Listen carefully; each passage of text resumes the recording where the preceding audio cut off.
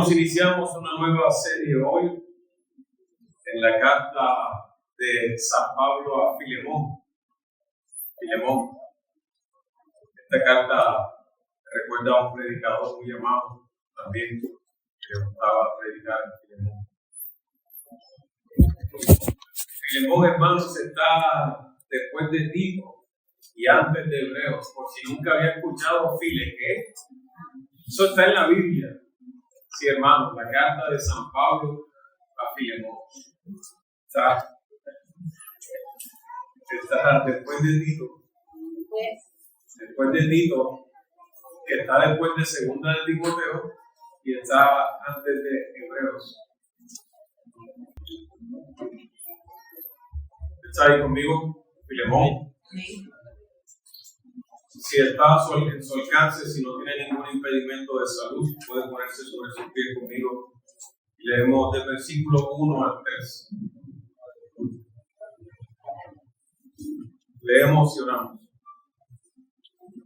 Hermanos míos, esta es la palabra del Señor. Pablo, prisionero de Jesucristo, y el hermano Timoteo, al amado Filemón, colaborador nuestro, y a la amada hermana Apía, y a Hipo, nuestro compañero de milicia, y a la iglesia que está en su casa.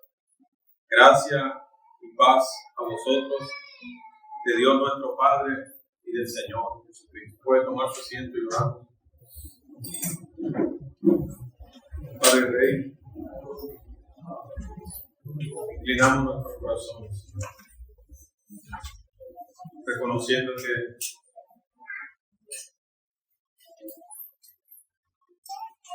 en el misterio del Evangelio, Señor, está el poder que cambia todas las cosas. Reconociendo que tú habitas en medio de la iglesia, Señor, que la iglesia es tu cuerpo, del cual tú eres cabeza. Concédeme palabras de gracia, de sabiduría, de ciencia, para presentarte a ti ante tu pueblo, Señor. Que los espíritus de los que me escuchan, Señor, sean elevados, Señor. Que tú nos santifiques, que nos transformes por medio de esta carta, Señor. No queremos ser solo oidores olvidadizos. No queremos solo saber lo que tu palabra dice. Queremos vivir el Evangelio en la iglesia, Señor. En el nombre de Jesús. Amén.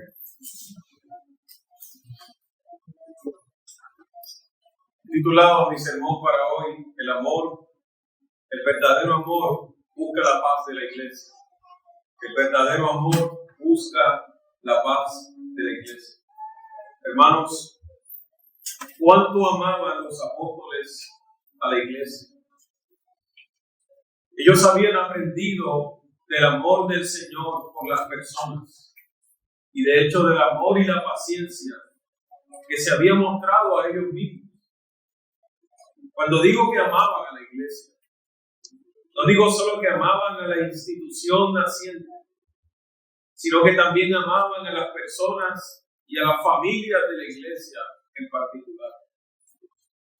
Ellos estuvieron dispuestos a tomar muchos sacrificios para ver si podían imitar en su pastoreo de las iglesias al príncipe de los pastores. Esto es a nuestro Señor Jesucristo. Una vida dedicada a amar a las ovejas del Señor, no solo a nivel general, sino también por nombres particulares. Fueron despojados de casi todo aquello en el antiguo mundo que engrandecía a los hombres delante de los hombres. Fueron hechos, en cambio, siervos de entre los siervos, un espectáculo del poder de Dios, por medio de hombres pobres, comunes, frágiles, que en todo buscaron la gloria de aquel que nos había redimido. Esto está a la luz de todos nosotros. La enseñanza del sufrimiento apostólico por amor de la iglesia no es un secreto para nadie. Basta leer el Nuevo Testamento y ver el peregrinaje en el que ellos anduvieron para edificar la iglesia. Pablo enumera algo de sus sufrimientos en 2 Corintios capítulo 11, versículo 23, él dice: ¿son ministros de Cristo? Como si estuviera loco hablo, yo más. Y aquí Pablo procede a describir su hoja de vida como apóstol. Pablo procede a describir su hoja de vida como apóstol. Este es su currículum apostólico. En trabajos más abundantes. He estado en azotes sin número, en cárceles, más en peligros de muerte muchas veces. De los judíos 5 veces he recibido 40 azotes menos uno. 3 veces he sido azotado con varas, 1 vez apedreado. 3 veces he padecido naufragio. 1 noche y 1 día he estado como náufrago en alta mar. En caminos muchas veces, en peligros de ríos, peligros de ladrones, peligros de los de mi nación, peligros de los gentiles, peligros en la ciudad, peligros en el desierto, peligros en el mar, peligros entre los falsos hermanos, en trabajo y fatiga, en muchos desvelos, en hambre y sed, en muchos ayunos, en frío y en desnudez. Y además de otras cosas, lo que sobre mí se agolpa cada día es la preocupación por todas las iglesias. ¿Quién enferma y yo no enfermo? ¿A quién se le hace tropezar y yo no me indigno? Si es necesario gloriarse, me gloriaré en lo que es de mi debilidad. El Dios y Padre de nuestro Señor Jesucristo, quien es bendito por todos los siglos. Y Él sigue enumerando sufrimientos. Hermanos, los sufrimientos no eran ni aleatorios, ni sin propósito, ni sufrimientos por sufrimientos. Esto no es una oda al sufrimiento en el aire. Eran sufrimientos por causa de la iglesia. Ellos habían entendido que su tarea principal era ser pastores que edificaban la iglesia. Y en esa misión estaban dispuestos, por amor de la iglesia, a sufrir cualquier cosa. En todo buscaron el bien de la iglesia, buscaron su pureza, su unidad. Oh hermanos, cómo sufrieron y batallaron para mantener la unidad de la iglesia que apenas estaban haciendo. Y la carta de Filemón es un testimonio de esta obra. No se mencionan grandes doctrinas en la carta, no hablaremos de grandes misterios, no hay cosas difíciles de interpretar en Filemón, pero se encarnan los misterios, se viven los misterios en tiempo real, porque no es solo de palabra la vida cristiana. La vida cristiana es una vida poderosa, como fruto de un evangelio que lo cambia todo, hermano. Un evangelio que cambia todas las perspectivas de la sociedad y que estos cambios empiezan siempre en la iglesia. Filemón puede ser leída en 5 minutos. Usted puede leer la carta de Filemón y se entiende con claridad lo que dice. No hay grandes palabras ni asombrosas, hermanos, pero la vida del evangelio puesta en práctica en las dificultades de la iglesia se encuentra en la carta de Filemón. Hermanos, las cartas apostólicas nos enseñan a buscar la unidad de la iglesia, a orar por ella, a pelear por ella, a desear la unidad, pero en parte nos enseñan a hacerlo atendiendo a los problemas que hay en la iglesia. Evadiendo los problemas de la iglesia no se logra la unidad de la iglesia. En ocasiones, en esas cartas apostólicas, hay exhortaciones generales, se tratan problemas generales a grandes rasgos. Tenemos varias exhortaciones de estas, por ejemplo, en Colosenses. Se dice que la carta de Colosenses y Filemón es una carta que deberían leerse juntas, porque la iglesia en la que está en la casa de Filemón es una iglesia a la que se escribe en la carta de los Colosenses. Es decir, la carta de Colosenses es la carta general a la iglesia y la carta de Filemón es una carta a una familia particular de la iglesia en Colosas. Pelearon con todo por la iglesia. Colosenses capítulo 3, versículo 9 al 17.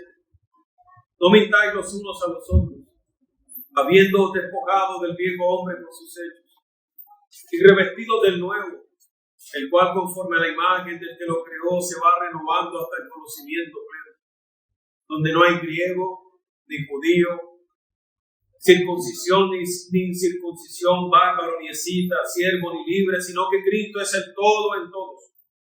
Vestidos pues como escogidos de Dios, santos y amados, de entrañable misericordia, de benignidad, de humildad, de mansedumbre, de paciencia, soportándoos unos a otros y perdonándonos unos a otros.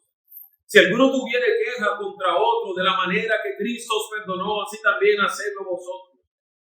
Hermanos, exhortaciones generales que buscaban la unidad de la iglesia y que apelaban al evangelio como el entendimiento que lo transforma todo en nuestras relaciones.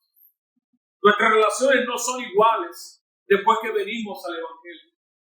El evangelio transforma el entendimiento de nuestras relaciones familiares, filiales, amistades, jefes, empleados, jefes, etcétera, etcétera.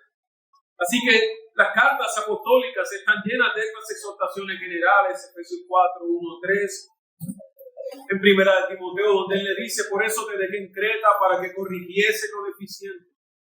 Sin embargo, a veces el bisturí apostólico es pasado con nombres propios sobre situaciones propias dentro de esas familias de la iglesia, porque el verdadero amor busca la unidad de la iglesia.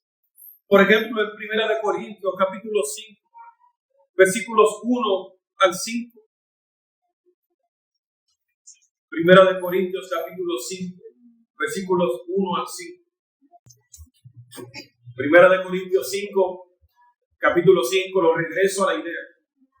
Exhortaciones generales a las iglesias y a veces exhortaciones particulares a familias de la iglesia, a personas de la iglesia, a problemas de la iglesia. 1 Corintios capítulo 5,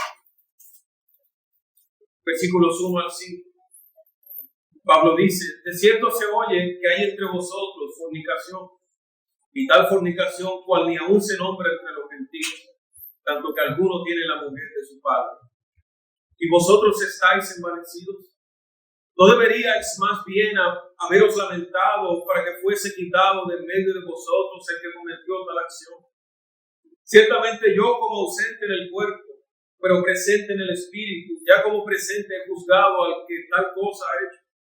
En el nombre de nuestro Señor Jesucristo, reunidos vosotros y vuestro espíritu con el poder de nuestro Señor Jesucristo, el tal sea entregado a Satanás para destrucción de la carne, a fin de que el espíritu sea salvo en el día del Señor Jesús.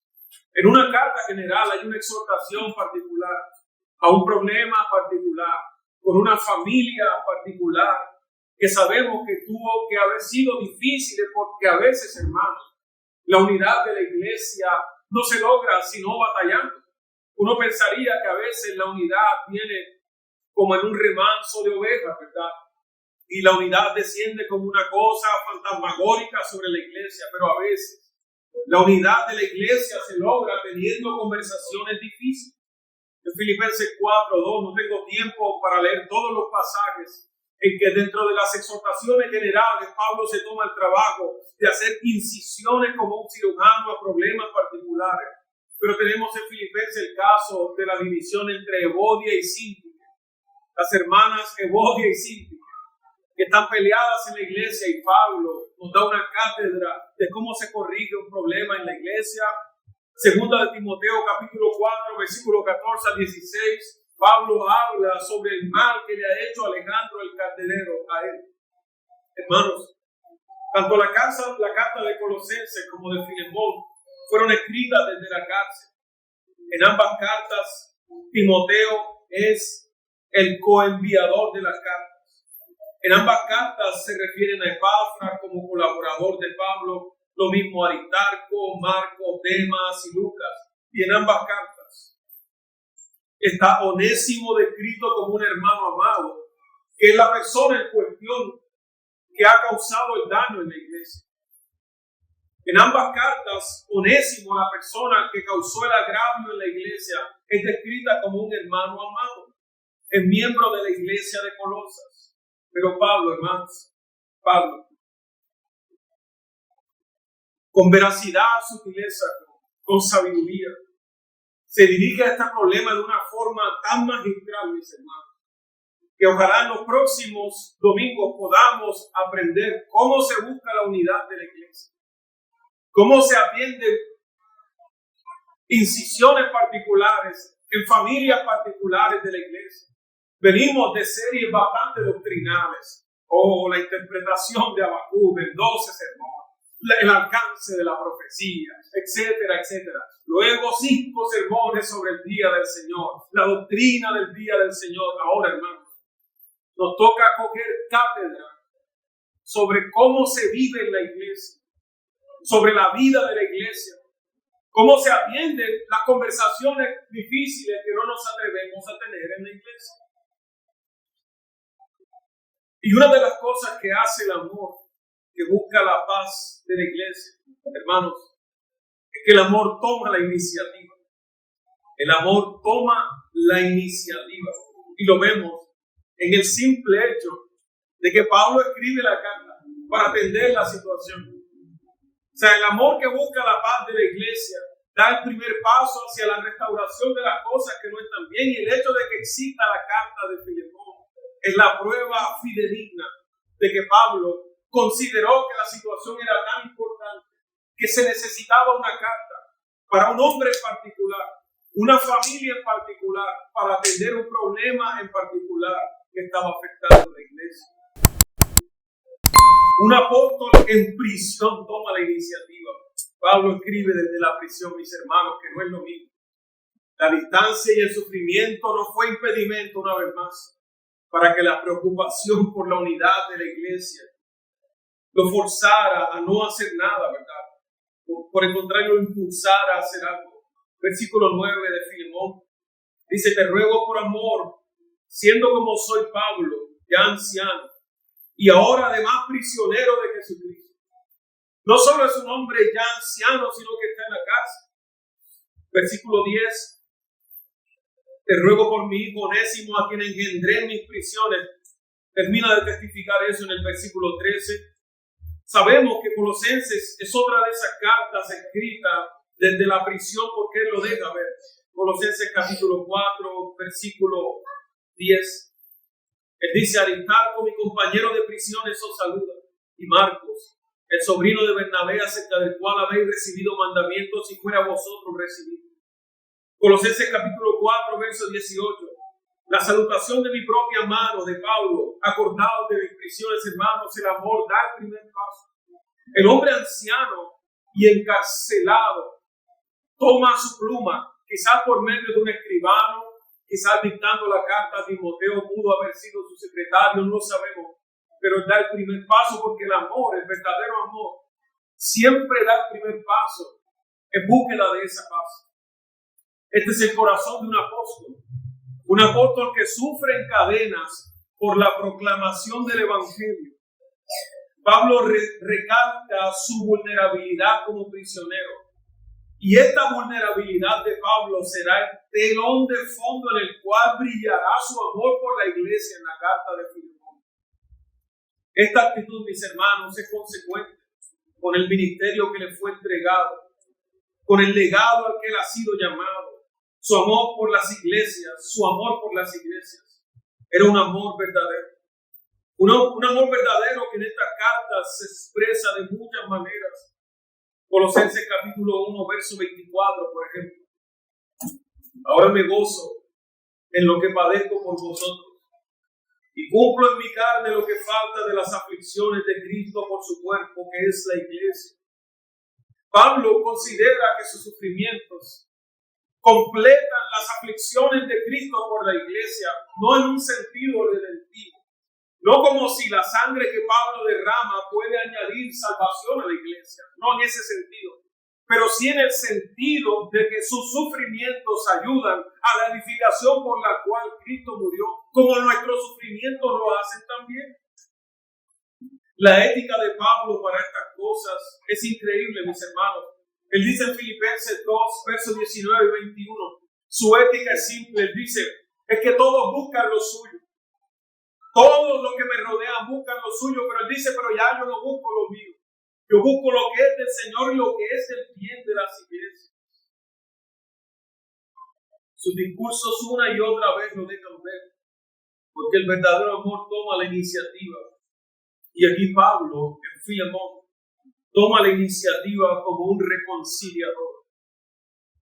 Lo que veremos en Filemón, mis hermanos, a lo largo de estos 4 o 5 sermones será el ofendido, el ofensor, el reconciliador y la iglesia. El ofendido, el ofensor, el reconciliador y la iglesia. Y Pablo toma la iniciativa como reconciliador, porque en últimas se le ha entendido el Evangelio. El Evangelio de la reconciliación se le llama en el Nuevo Testamento. El Evangelio que tomó a los enemigos de Dios y los trajo a casa, ¿verdad? Perdonándolos por el sacrificio de Cristo. Pablo ama a estos hermanos en tiempo real. Este no es un amor de palabras. Estos hermanos aquí son descritos como amados, pero los ama amándolos. Permítame le explico qué quiero decir con eso. Pablo, prisionero de Jesucristo, y el hermano Timoteo, al amado Filemón, que ya aparece como amado en Colosenses también, colaborador nuestro, y a la amada hermana Apia, ¿verdad? Porque no tiene acento, Apia, y a Arquipo, nuestro compañero de milicia, y a la iglesia que está en tu casa, el amado Filemón, un colaborador, en la casa del cual está la iglesia. Algunos creen incluso la teoría de que la hermana amada Apia es la esposa de Filemón y que Arquipo es su hijo, el cual sirve en el ministerio en la iglesia que está en la casa de ellos. Es plausible, pero es solo una hipótesis. La razón por la que lo hacen es porque Pablo junta esta carta para atender un problema particular que al parecer ha afectado a toda una familia o a toda la iglesia. Sea esto cierto o no afecta el entendimiento de la carta. Él llama a Apia una hermana amada. A Arquipo lo llama un compañero de milicias. Y a la iglesia que está en su casa. Todos son amados. El amado la ama. El amado, la amada, el soldado y la iglesia. Él los ama amándolos. Son amados, pero continúa amándolos en el contexto de la iglesia. Los antiguos padres de la iglesia pensaban que la iglesia es la madre que reúne a sus hijos, ¿verdad?, en su regazo. El concepto de iglesia como madre no es tan protestante para nosotros, pero tiene algo importante que decir, porque si el Espíritu de Dios nos engendra en el Evangelio, ¿verdad?, en Cristo nos hace nacer, ¿dónde nos pone? En el seno de la iglesia. Y la iglesia nos recibe en su regazo y nos alimenta, nos prepara, nos cuida, ¿verdad? Y toda esta carta de hombres amados se da en el contexto de la iglesia. Es en una casa, es una iglesia sencilla, pero es la iglesia. Y al involucrarlo por nombre propio en esta carta, él nos dice que probablemente el asunto en cuestión ya es público y que toda la iglesia lo sabe. La ofensa se extendió por toda la iglesia. Y la familia a la que se dirige en esa iglesia en Filemón está siendo afectada. Ahora la iglesia conoce a ambos hombres, al ofensor y al ofendido. Ellos son amados, pero aún hay trabajo que hacer. Por eso digo que los ama amándolos. Son ya amados, ya son colaboradores, ya son fieles, pero como apóstol sabe que aún hay trabajo que hacer, que hay más santificación que lograr. Y que no hay santificación más difícil, hermanos míos, que la que se prueba en nuestras relaciones. Hermanos, es más fácil no ir a definir el cristianismo como, pero yo no tomo, yo no fumo, no voy a fiesta, soy el más sagrado. Maravilloso, eso lo hacen los mahometanos, los budistas, mucha gente que no conoce a Cristo lo hace. Háblame de tus relaciones. especialmente de tus relaciones en la iglesia. Háblame de eso. Y Pablo sabe que hay trabajo que hacer en la iglesia que está en la casa de Filemón. Y el amor hace esto, hermanos. El amor aborda situaciones difíciles, ¿sabes? Una amada, un amado, un soldado y un prisionero, ¿qué tienen en común en este texto? Tienen a la iglesia y tienen un padre para todos ellos. El texto dice: gracia y paz a vosotros, de Dios nuestro Padre y del Señor Jesucristo. El amor aborda situaciones difíciles, conversaciones difíciles. Piensa en el episodio de Jesús y Pedro. Pedro, hermanos, no fue diferente de Judas. Ahí está Pedro avergonzado con su pecado sobre él. Quizás nadie más lo sabe, no sabemos si la profecía sobre su traición se le dio a él personalmente, pero él sabe en su fuero interno que le ha fallado al Señor negándolo 3 veces y que maldijo en su nombre. Y el maestro se le acerca, ¿verdad? Y en una conversación, no conversación, aborda la conversación. La sabiduría del maestro para curar las heridas, para resolver conflictos, es la sabiduría que veremos en Pablo aquí para abordar la herida de la iglesia, hermano. El maestro va al corazón del asunto. Le dice: ¿me amas? Pedro baja su cabeza, él usa 3 palabras para amor ahí, no vamos a discutir todo eso. Lo importante es esto. Pedro se rinde y le dice: Señor, tú lo sabes todo, escúchame. Y la tarea del Señor para este hombre restaurado es la siguiente: apacienta mis ovejas. La fidelidad que Dios le exige a Pedro, la fidelidad que se le exige por el perdón recibido no es otra cosa que se vuelque en un amor humilde y sacrificial por las ovejas que él pondrá en sus manos. Pedro recibe el encargo de la iglesia.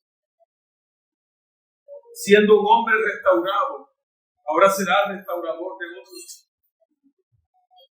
Es probable que no necesariamente sea una situación pública y que ahora Pablo la hace pública para que el ofendido sea rodeado por la iglesia y la iglesia lo anime al perdón al que Pablo lo va a llamar en esta carta. No lo sabemos.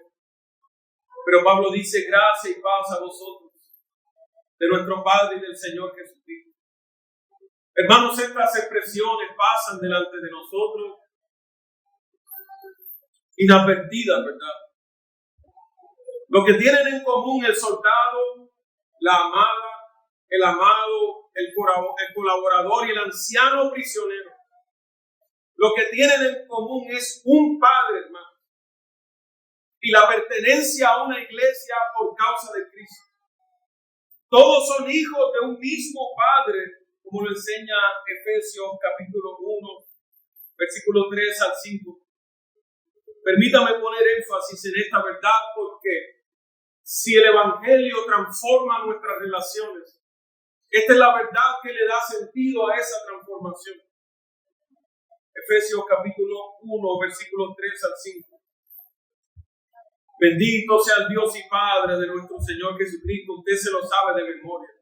Y yo quisiera que no solo se lo supiera de memoria, que nos bendijo con toda bendición espiritual en los lugares celestiales, según nos escogió en Él antes de la fundación del mundo, para que fuésemos santos y sin mancha delante de Él en amor, habiéndonos predestinados para ser adoptados, hijos suyos, por medio de Jesucristo, según el puro afecto de su voluntad. Capítulo 2, versículo 11. Por tanto, acordaos de que en otro tiempo vosotros, los gentiles en cuanto a la carne, erais llamados sin circuncisión, por la llamada circuncisión hecha con mano en la carne. En aquel tiempo estabais sin Cristo, alejados de la ciudadanía de Israel, ajenos a los pactos de la promesa, sin esperanza y sin Dios en el mundo, pero ahora en Cristo Jesús. Vosotros que en otro tiempo estabais lejos, ha sido hechos cercanos por la sangre de Cristo, porque Él es nuestra paz, que de ambos pueblos hizo uno, derribando la pared intermedia de separación. Pues, texto sobre texto se agolpan en Efesios y en Colosenses capítulo 3 sobre el hecho, hermanos. Hermanos, la conclusión es simple. Si nosotros tenemos un Padre en común, ¿qué somos? Hermanos. Nosotros usamos la palabra hermano con bastante frecuencia. Hermano. Y yo quisiera de verdad que nosotros entendiéramos que en verdad somos hermanos.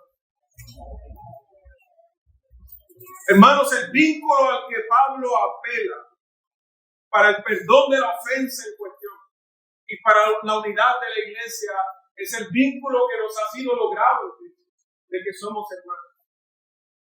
Nosotros decimos que la familia importa, decimos, la familia lo es todo. La familia lo es todo, la familia importa. Hermanos, si la familia importa, en verdad, si la familia biológica importa, el lazo que se nos ha constituido a los que estamos aquí como hermanos, unos de los otros, ¿cuánto más importa? Cuando le dices a alguien hermano, ¿sabes qué estás invocando? Es un resumen completo del Evangelio. Cuando le dices a alguien hermano, estás diciendo, mira todo lo que dices cuando dices hermano. Dice, oh hermano. Le estás diciendo, tú que fuiste comprado por la sangre de Cristo, predestinado por Dios para ser adoptado hijo de Él ahora. La palabra hermano invoca la redención que nos ha sido lograda. Hermanos, el vínculo único que tenemos nosotros aquí, que trascenderá al resto de nuestras relaciones, es ese que usamos tan casualmente, hermano. Es decir, mi madre dejará de ser mi madre algún día. Y en la resurrección de todas las cosas llegará a ser mi hermana. Ahora, en nuestra mente moderna parece que el vínculo hubiera decrecido, pero es al revés. El vínculo más profundo que tendremos ella y yo está más allá de lo que la biología pudo lograr entre nosotros dos. Es lo que la sangre de Cristo logró entre nosotros dos para siempre. Ella será mi hermana y yo seré seguramente su hermano menor. Lo mismo con mi esposa. Mi esposa será mi hermana. Ya es mi hermana, pero dejará de ser mi esposa. Ella siempre me molesta y me dice que en el cielo ella me vaya a buscar a la biblioteca. Yo le digo, pero dame un break, que yo te serví aquí en la tienda. Hermanos, escúchenme, miren que les digo, hermanos.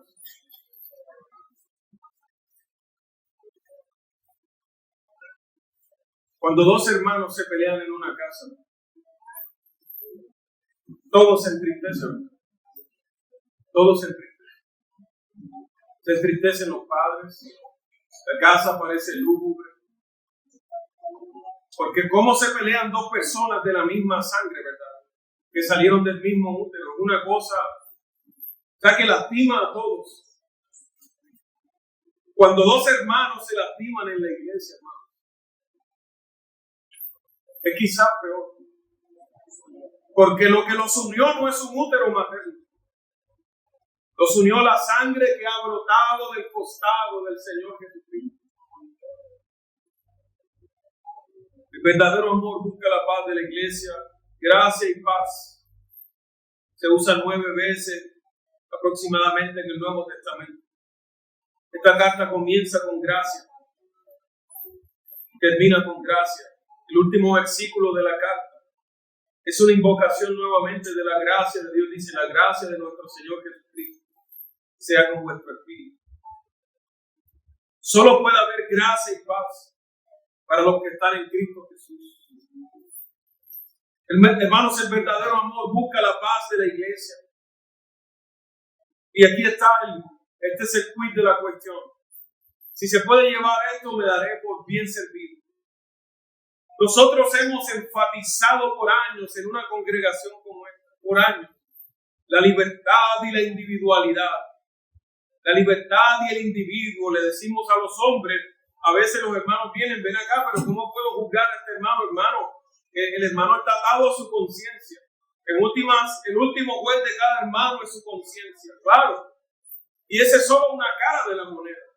Y al enfatizar tanto la libertad individual, hemos cosechado una participación apática y un entendimiento diminuto de la iglesia. Porque lo otro es que ese hermano que decimos cuyo último juez es su conciencia, es hermano, acabamos de decir que es hermano, es decir, que pertenece a una familia. Y nosotros perdemos de vista el misterio que involucra hacer la iglesia como comunidad, hermano. Lo que significa estar unido a una iglesia.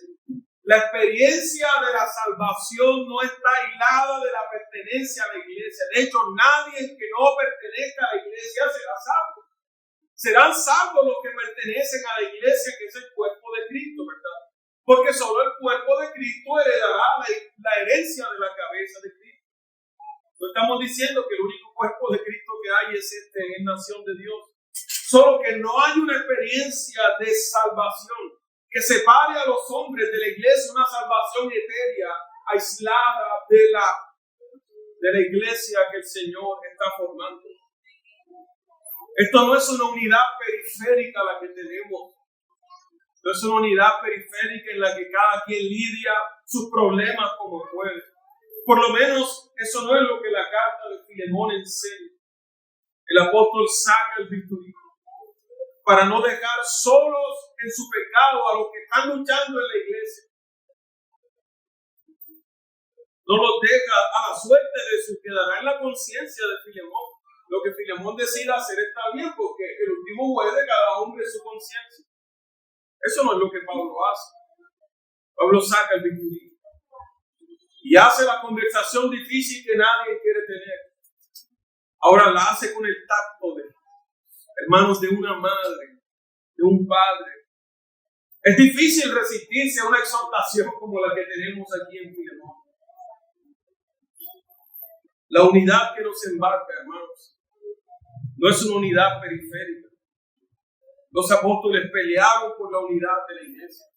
Y cuando alguien estaba resuelto a dañar a la iglesia, simplemente lo expulsaban de la iglesia. Porque no se podía permitir que alguien contumaz viniera a dañar al cuerpo de Cristo.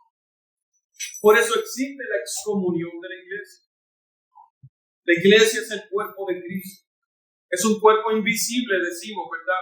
Porque en verdad involucra a los santos redimidos del pasado, a los que serán redimidos del futuro,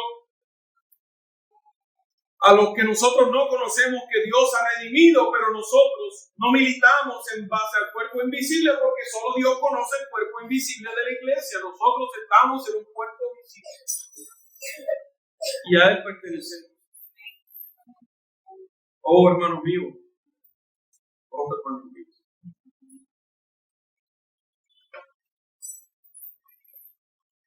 He aquí tus padres, he aquí tus hermanos, he aquí tus madres y tus hijos.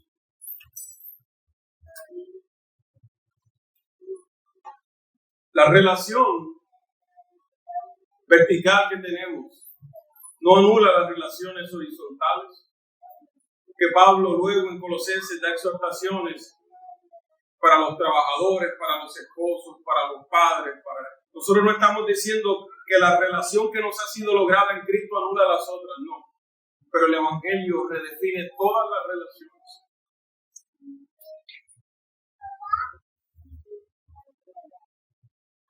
Si tú estás en esta iglesia, si tú eres la iglesia, lo que se demanda de ti es amor sacrificial por tus hermanos. El amor con que Cristo te ha amado se te pide a ti que lo ministres a otros. Que uses tus dones para ministrar a otros. Estos no son para personas excepcionales, talentosos de la iglesia que sirven. No, Dios te ha llamado a servir a tus hermanos. De manera que si tú eres la iglesia, se podría decir con toda certeza que nunca más tú estarás solo. Tú puedes pertenecer al club de golf de no sé qué, puedes pertenecer al club de barriletes, al club de lo que tú quieras. Mi medalla de presunción única es esta: pertenezco a la iglesia de Jesucristo. Escúchame, significa que nunca más estarás solo. ¿Sabes también qué significa que eres la iglesia? Que nunca más estarás en bancarrota. No hay amenes para eso, ¿verdad? Y yo entiendo por qué. Porque se supone que si alguien tiene comida de sobra en este lugar, jamás ningún hermano debería tener hambre entre nosotros si a alguno le sobrara comida. Que eres la iglesia significa que nunca más estarás sin dirección. Nunca más estarás sin dirección. Que eres la iglesia significa que si te veo tropezar, yo voy a orar por ti. Porque yo no puedo gozarme de tu tropiezo. No se me permite ni gozarme ni gloriarme de tu tropiezo. Se me llama a llorar contigo, a sufrir por ti. Y así es necesario tener la conversación difícil que tenemos que tener. Oh, hermanos, este es el evangelio de la adopción que cambia todas nuestras relaciones. El Padre está hoy aquí en medio de nosotros. Hermanos, lo digo en serio. Cristo está hoy aquí en medio de nosotros. Donde está la iglesia está Cristo. Cristo está aquí en medio de nosotros. El Padre está llamándote a la iglesia. Está llamándote a vivirla. No es que está llamándote a la membresía de Nación de Dios. No. Está llamándote a la iglesia, a vivir la iglesia. Vivir la iglesia va a incomodar tu individualidad, tus preferencias personales. Pero en últimas ese es el llamado que Dios te ha hecho. Ay, ahora todo es la iglesia. En efecto, claro. Todo es la iglesia. Oh, hermanos amados.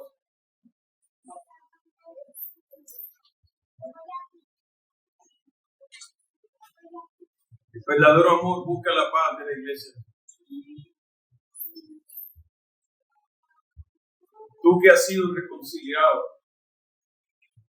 has sido llamado a ser un reconciliador, ¿sabes? La gente debería reconocer en tus ojos, en tus palabras, a alguien dócil. No te jactes como de ser duro. Yo soy duro. Bueno, necesitas ser como Cristo. La gente debería reconocer en los reconciliados la bondad de Cristo, hermano. Ser reconocido como alguien que está lleno del amor de Dios. Oh, benditos presbiterianos, por el amor de Dios, vamos a vivir la iglesia. Vamos a vivir la familia de la iglesia. Gracia y paz sea para ustedes en esta mañana, por medio de nuestro Padre en común. Amén. Y del Señor Jesucristo. Cuando hablemos sobre el ofendido, el ofensor, el reconciliador y la iglesia, cuando hablemos sobre el ofendido, hermanos, yo tengo cosas que decir, pero usted va a tener que venir a ese próximo sermón, porque ya no será hoy. Señor, te damos gracias. Oh, Padre, ¿quién puede destruir la incredulidad sino tú? ¿Quién puede destruir el egoísmo sino tu Espíritu Santo? ¿Quién puede destruir incluso las mentiras que hayamos creído y sembrado nosotros, Señor, sino tú? Oh, Padre nuestro, Padre común de todos los que creen en tu Hijo, visítanos, Señor. Danos ese amor para acompañarnos hasta que llegue la última hora, Señor. Para amarnos, corregirnos, soportarnos, perdonarnos, servirnos, alimentarnos hasta que llegue la última hora. La hora señalada y soltemos las manos de nuestros hermanos para encontrarnos con ellos para siempre, Señor. Este bendito misterio de que somos la iglesia, Señor.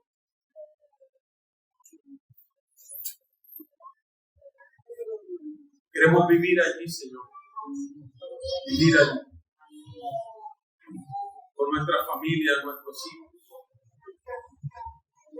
Por nuestros padres, Señor, nuestras esposas.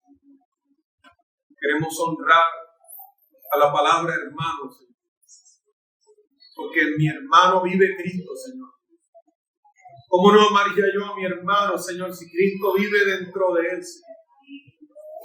Oh, Padre mío, Padre mío. En el nombre de Jesús te lo pedimos. Amén.